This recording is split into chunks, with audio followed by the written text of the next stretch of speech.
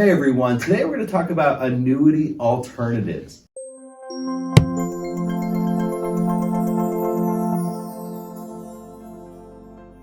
Oftentimes some of these insurance agents and advisors out there make it seem like you're either in the risky stock market or you're in an annuity, which is safe.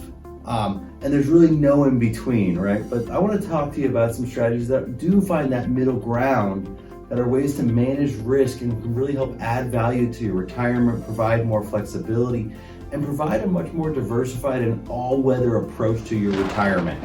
Because really, annuities, the principal protected annuities, do provide protection against market risk, but may provide less inflation protection than a diversified portfolio.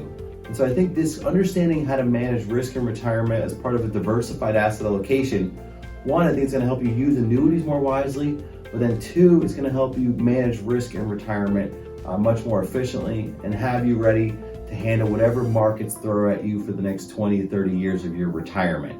So I'll walk you through a concept I use with my clients. It's called the all-weather strategy. And not only do I use it, but the world's largest hedge fund, Bridgewater, uses the same type of concept to manage pension fund and endowment money. So we'll walk through exactly how this works. And each one's, you can customize the all-weather to your situation, but I do think this concept and this way to manage risk can be implemented by anyone. The all-weather strategy conceptually has a mix of Treasury Bonds. In this example here, we have 45% Treasury Bonds, 15% gold, and 40% stocks through my disciplined value strategy. But it could really be any sort of stock market investment here can be used. All right, now what we're gonna do, this is the target allocation rebalanced on an annual basis. And so every year, there's no year where we're gonna say, oh, I think gold's gonna fly, I'm gonna go 50% in gold, or I think treasuries are gonna do good, I'm gonna go 100% treasuries, or I'm really gonna go 100% stock. Is we're gonna maintain this balance, okay? And so let's say if we're in 2008 or 2009, and stocks go down 50%, well then the system's gonna say, whoa, stocks are only 20, we need to buy stocks to bring them back to 40. Does anyone know how treasuries and gold did in 2008? They did very, very well. Treasury bonds were up over 20%, and gold was up big as well. So you have really 60% in this example in defensive positions, and you have really 40% in offense. And so you're really ready. The risk with Treasury bonds is there's no inherent default risk, but we all know the US government is highly indebted and they're gonna have to print a lot of money to pay this debt. So that's where the gold comes in, is protecting against any sort of inflationary purchasing power risk, and that's something that annuities don't do very well.